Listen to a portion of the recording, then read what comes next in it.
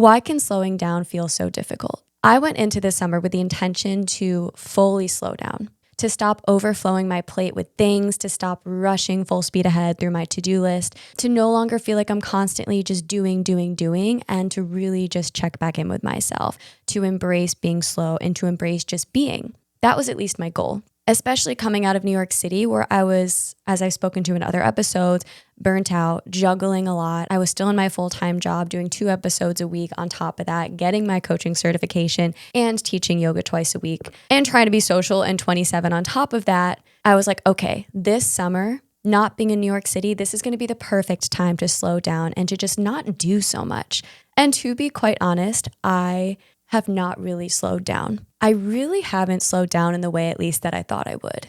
I really have not taken a step back from doing. I'm still being productive all day, often into the evening, growing my new coaching business, working on the podcast, working on my purpose and passion. I really haven't slowed down. But the interesting thing is I feel so much better and lighter than I did back in New York City when I was really pushing myself too hard and feeling that burnout. And so I gave this some thought. I'm like, how can I feel better if I feel like I haven't fully slowed down? Like I'm still doing a lot and I'm still being really productive. And what I realized is I'm just not slowing down in the way that I thought slow down had to look like. I had it in my mind that slowing down needed to be fully taking a step back from doing, just fully leaning into rest, stepping away from the to-do list and just enjoying life. That's what I envisioned this summer. I'm like, I am going to have a total restorative, enjoying, slow down summer. And to be honest, what I realized about myself is I'm just not really built for that. I'll admit it, part of me is addicted to being busy, but I genuinely love feeling productive. I love making progress on things. I love taking strides towards growing something I'm excited about. I love being creative and feeling like I did something worthwhile in the day. I truly don't love when I have a day where I really just don't do anything. I get joy from doing, and I feel energized and excited when I work on things and make progress on things. That's just how I'm built and who I am. And so I gave this some thought because I'm like, okay, I haven't stepped away from doing. I'm still doing a lot and being super productive and growing my business and podcast in the way that I really want to. But at the same time, I no longer feel that burnout. I actually feel really energized and positive and a lot more motivated and excited than I did back in New York City when I was pushing myself too hard. And so what I've realized is maybe I actually have slowed down. But the difference is I haven't slowed down in the way that I thought it had to look like. I've slowed down in a different way. And that's what I'm going to talk about in today's episode, how I've slowed down in being productive. And that slowing down is productive and can be productive. We can slow down in the doing. Slowing down doesn't have to mean fully stepping away from doing the things that we love. And this is exactly the kind of shift that I help clients make on their journey. If you want to learn more information about that and explore life coaching together and book a free clarity call, my website is linked below. I would love to learn how I can help you along your journey. Anyways, back to it. So after giving it some thought, the reason I've been feeling this guilt and kind of tension is because part of me over here was like, I want to make progress on my business and the podcast and work on my purpose and passion and take strides on things that I'm proud of. But at the same time, I had this inner voice reminding me Camille, you're supposed to be slowing down this summer and you're really not. But again, it's because I had the idea of what slowing down, quote, had to look like wrong. At least I had it wrong what slowing down really means for me. Because what I've realized on the flip side is that when I do fully step away and not work on things that I love and not take action, I also don't feel fulfilled and it doesn't make me feel good. Again, like I said, I think I'm built to do things. I love being productive and I really like and get joy from working on things. Part of me is addicted to being busy, but it's not necessarily a bad thing that I love taking action and working on things. So what I realized is neither of these things are the answer. It's not about hustling and going full speed ahead and trying to do as much as possible in the day, but it's also, to me, not about fully stepping away and not doing anything at all. What I realized is in New York City, when I was doing so much, it wasn't necessarily the amount that I was doing that was burning me out, but it was more how I was doing it. I'll explain this. I was rushing through every single thing. I was telling myself the quicker I get this done, the sooner I can move on to the next thing. I was never really fully present in the thing that I was doing because I was telling myself the more I can check off this to-do list, the better, right? And so I got caught up in this cycle of like rushing through things and moving as quickly as possible, only to finally slow down at the end of the day when I was already exhausted and it was like 9 or 10 p.m. and I could finally sit on my couch and just be. But there's this one book that I've been reading this summer called The Prosperous Coach, and I'm reading it as a part of my growth as a coach, as I grow this coaching practice. And it has some really awesome insights, not even just for coaches. And it has this whole section on the power of slowing down. But it has this really unique twist and approach on slowing down that actually shares the insight that slowing down is the path to be more productive and make more income and make more of an impact and be more successful, which is not something that we normally think about. So this entirely shifted my perspective. And the book shares this story about this one coach who was moving super quickly, kind of like on that hamster wheel like I was sharing about earlier.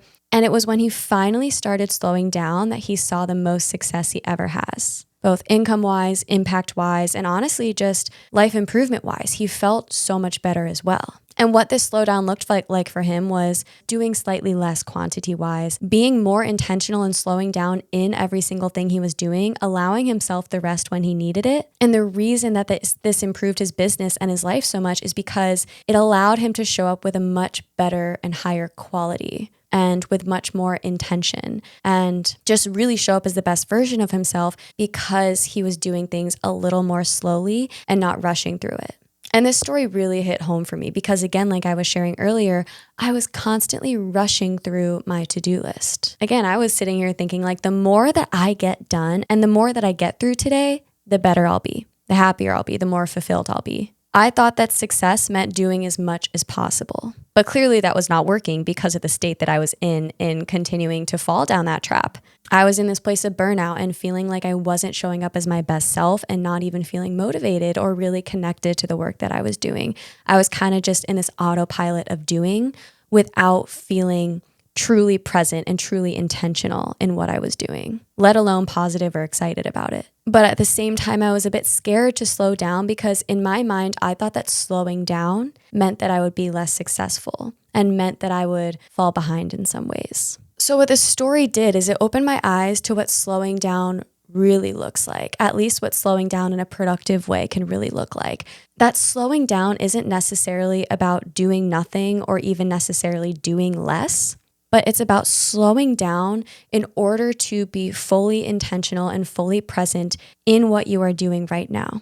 For every single client session, for every single meeting, for every conversation, even for showing up for rest, giving it that presence and that time that it deserves, that is needed to actually show up as the best version of yourself. And that is the path of slowdown that can actually make you more productive and more successful. And that is exactly the shift that I've leaned into this summer. And that's why this summer I've noticed I have felt lighter. I have felt more energized, and I feel like I've gotten my spark and motivation back, not because I'm not doing a lot. Again, I am honestly having a really productive summer and working really hard, but it's not the kind of hard work that's burning me out or that I feel like I have to be doing. It's work that I've noticed I've actually been enjoying, but it's because of the way that I'm approaching this work. It's because every single morning in my journal, when I journal in the morning, I literally write out the intention. My intention of the day is to be more intentional in every single thing that I do. So for example, editing the podcast, that's one thing that